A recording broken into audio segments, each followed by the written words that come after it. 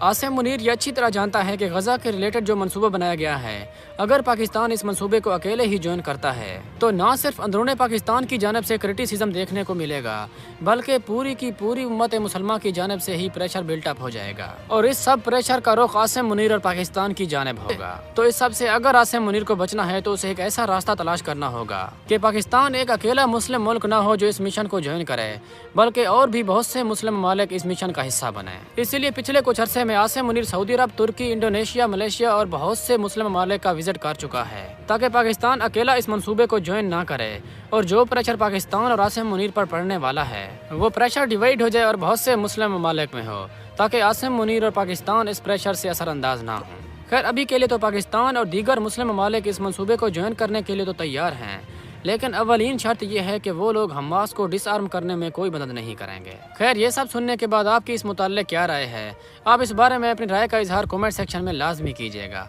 इसके साथ ही आज की ये हमारी वीडियो इधर ही ख़त्म करते हैं। मिलते हैं हमारी अगली वीडियो में, तब तक के लिए अल्लाह हाफ़िज़।